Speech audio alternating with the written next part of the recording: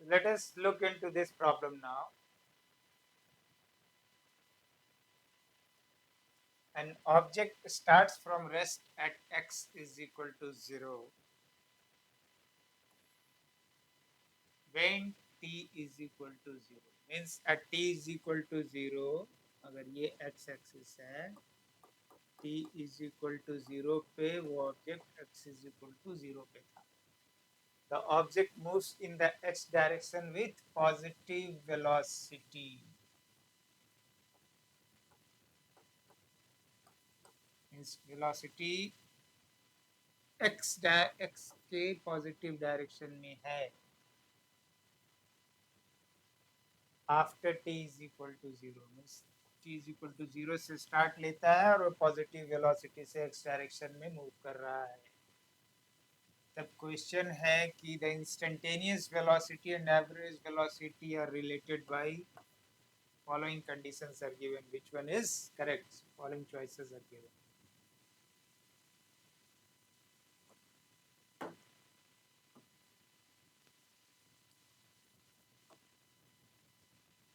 Question में एक चीज कंफर्म किया हुआ है कि ओरिजिन अगर ये है positive direction of X axis is in this direction, तो ये जो particle t is equal to 0 पे ओरिजिन पे था, that is x is equal to 0 है,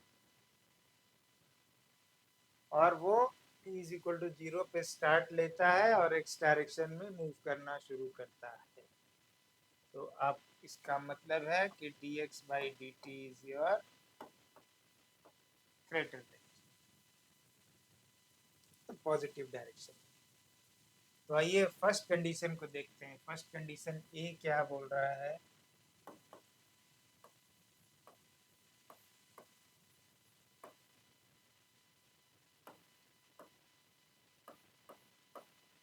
दिस इज योर एवरेज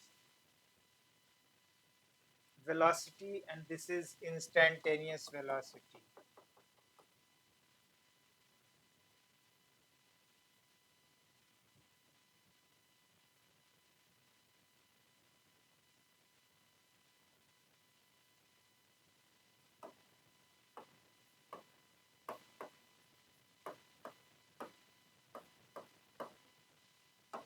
ठीक है, ये आपका एवरेज वेलोसिटी है, ये वाला इंस्टेंटेनियस वेलोसिटी है, और कंडीशन ये दिया हुआ है less than x by t. तो इसको अगर मैथमेटिकली हम आगे लेकर बढ़े, ये पॉजिटिव क्वांटिटी है, x भी हमेशा पॉजिटिव होगा because particle is moving, the object is moving in the positive direction of the x-axis. और टाइम तो हमें time can never be negative, so this side is also positive, this side is also positive. तो हम लोग comfortably इसको ऐसा swap कर सकते हैं.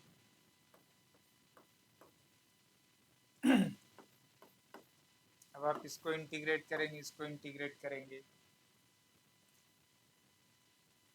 t इज इक्वल टू 0 से t is equal to t time तक. t इज इक्वल टू 0 पे x क्या था? 0 था. t is equal to t पे x is equal to x है. तो ये आपका ln x हो गया.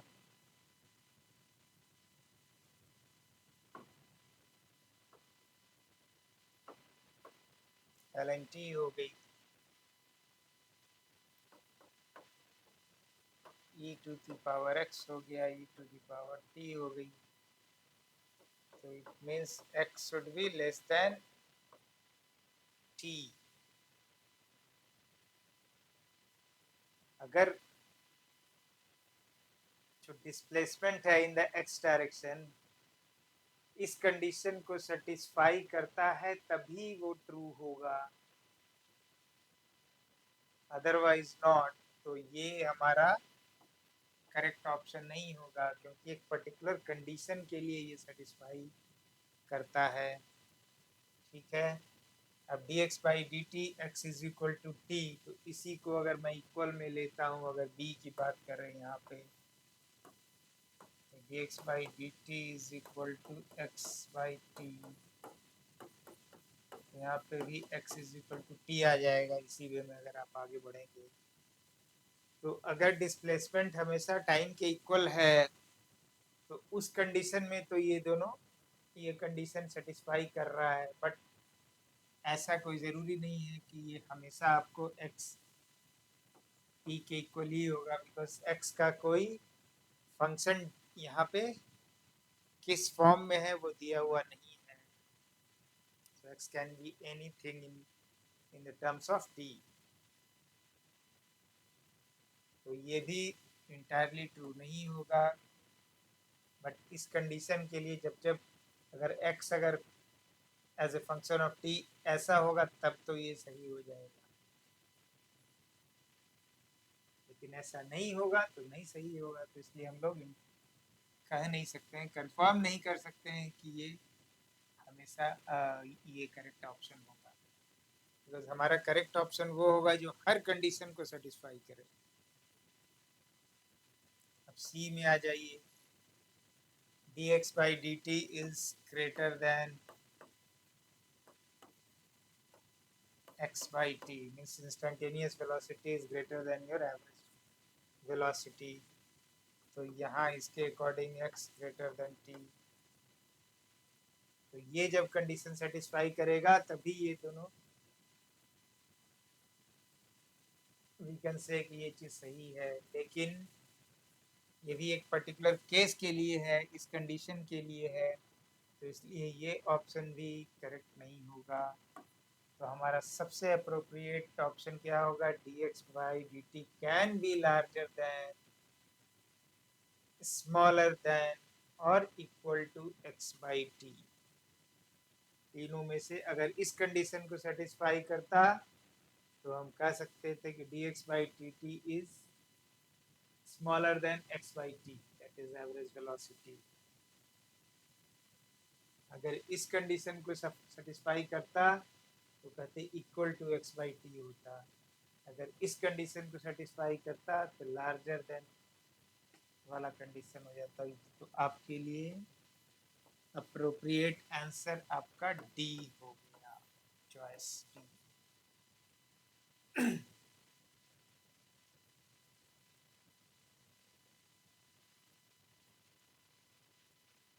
अब आइए इस क्वेश्चंस को देखते हैं. A fellow student makes the following comment during a study session. Free falling object को वो स्टडी कर रहा है बंदा. A freely falling object falls a greater distance during each second than the total distance fallen in all the previous seconds. तो ये कहना क्या चाह रहा है कि अगर मैं कोई भी टाइम t ले लूं और एक t+1 सेकंड ले लूं,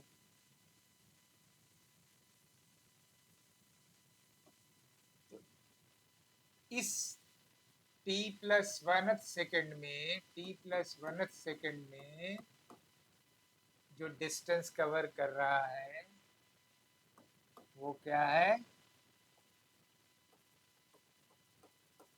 displacement in t+1 time minus displacement in t time. ठीक है, तो पहले हम लोग ये निकाल लें. फ्री फॉलिंग है, ड्रॉप किया गया है, इनिशियल वेलोसिटी 0 है, तो हम इसे डायरेक्ट ये इक्वेशन अप्लाई कर सकते हैं. इसके लिए क्या लिखेंगे हम लोग? Half g_t². तो हमारा ये जो इक्वेशन आ गया t+1 + t 2t+1 t+1 - t so 1, ये आ गया. मतलब t+1 सेकंड में इसने ये डिस्टेंस कवर किया है. क्वेश्चन क्या पूछ रहा है कि t+1 सेकंड में जो डिस्टेंस कवर किया है वो ग्रेटर देन है जो डिस्टेंस इसने उसके प्रीवियस t सेकंड्स में किया है. इन t ड्यूरेशन में जितना डिस्प्लेसमेंट हुआ है वो t+1 का से बड़ा है. ये ऐसा फॉल्स ए ग्रेटर डिस्टेंस, तो ये स्टेटमेंट ट्रू है या गलत है? इसमें ग्रेविटेशनल फोर्स के अलावा किसी फोर्स की जिक्र नहीं की गई है, एयर फ्रिक्शन के बारे में नहीं दिया हुआ है, तो हम लोग ले लेंगे कि एयर फ्रिक्शन नहीं है, इसमें जीरो है। तो आइए अब हम लोग इसको जज करें कि ये कब होगा ट्रू, ये किस कंडीशन में ट्रू होगा। तो S T plus 1th second में आपका ये चीज़ जो है g/2 इंटू 2t+1 हो गया। तो यहाँ हम लोगों ने निकाला है टी टाइम में कितना डिस्टेंस कवर किया।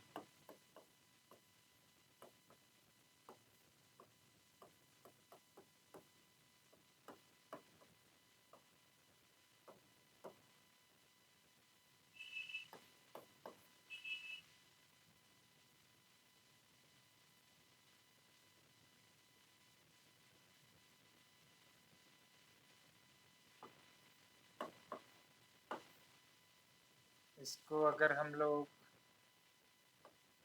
सिंप्लीफाई कर लें इस वे में,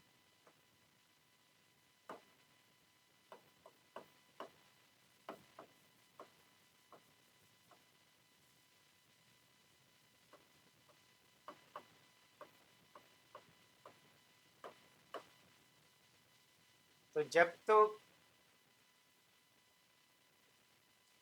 ये जो पोर्शन है ये तो हमेशा पॉजिटिव है, तो ये जो सेकंड वाला पोर्शन है ये अगर ग्रेटर देन जीरो होगा तभी ये दोनों का मल्टीप्लिकेशन ग्रेटर देन जीरो होगा। तो ये होने के लिए आपको क्या होना चाहिए, 2 माइनस t-1 का whole square should be greater than zero होना चाहिए।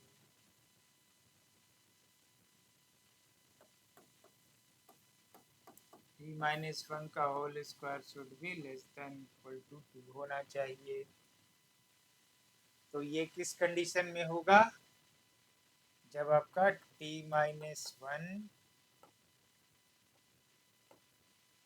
लेस देन √2 हो या 1 माइनस टी लेस देन √2 हो,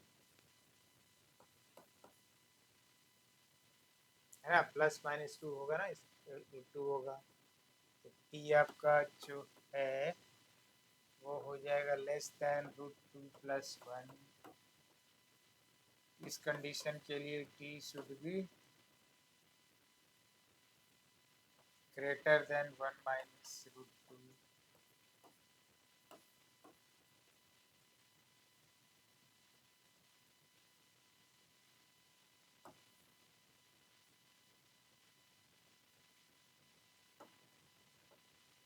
जीरो है, 1 माइनस √2 इज नेगेटिव,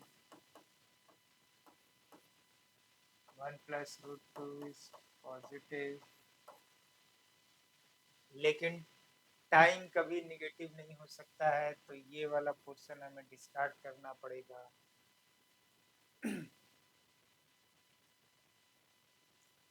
तो ये t√2+1 के लिए मीन्स यहाँ से यहाँ तक के लिए ये जो आपका है वो पॉजिटिव आएगा।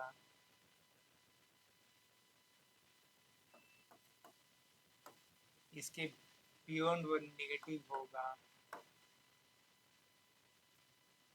तो अब हम लोग ऑप्शन को देखते हैं। This statement is always true, no. Is true only for sufficient short time, yes. 0 to 1 plus √2 के लिए वो करेक्ट होगा। Is true for sufficiently long times, no, because sufficiently long times में वो नेगेटिव हो जा रहा है। मतलब ये आपका st+1th सेकेंड में जो डिस्टेंस कवर कर रहा है वो t टाइम में जितना डिस्प्लेसमेंट हो रहा है उससे कम होगा। ये भी गलत हो गई। इज नेवर ट्रू, ये भी गलत हो गया, because it is true only in this condition. So your answer will be B.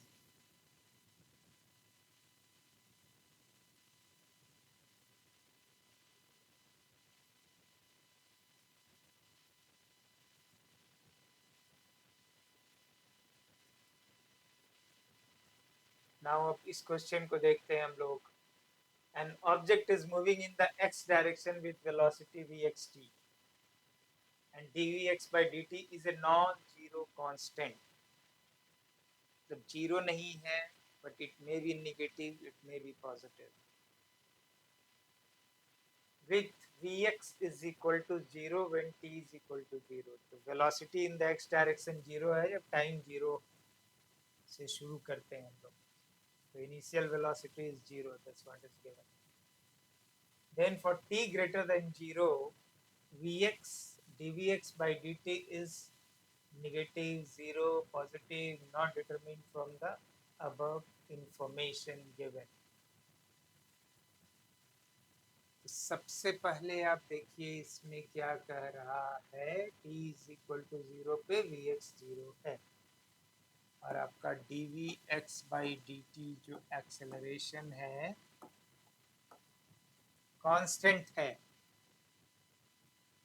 Non zero constant है. तो अगर हम इसे c मान लेते हैं, c कैन बी पॉजिटिव और नेगेटिव, we do not know because question में ये दी हुई नहीं है.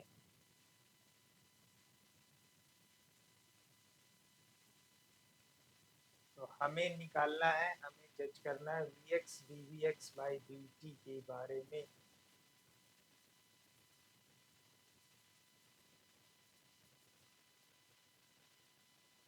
सो dvx बाई dt c के लिए अगर हम यहाँ से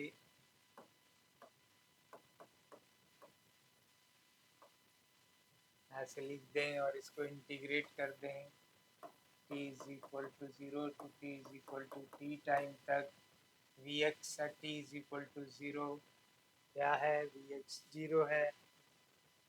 तो यहाँ पे t is equal to 0, t time पे vx ले लेते हैं. तो ये हमारा vx हो गया और ये हमारे लिए c इंटू टी आ गया. ठीक है. अब इस वाले में इस vx में मुझे dvx बाई dt को मल्टीप्लाई करना है. हमारे क्वेश्चंस में क्या है, vx into dvx by dt. तो vx तो हमारा ct मिला हुआ है, dvx बाई dt c है. तो ये ओवरऑल मुझे C square by T, C square into T मिल गया. यहाँ पे t is always positive, t is always positive. c even since it is a square, c square will always be positive because c either be negative or positive, square of it will be positive. So this overall part will be always greater than 0.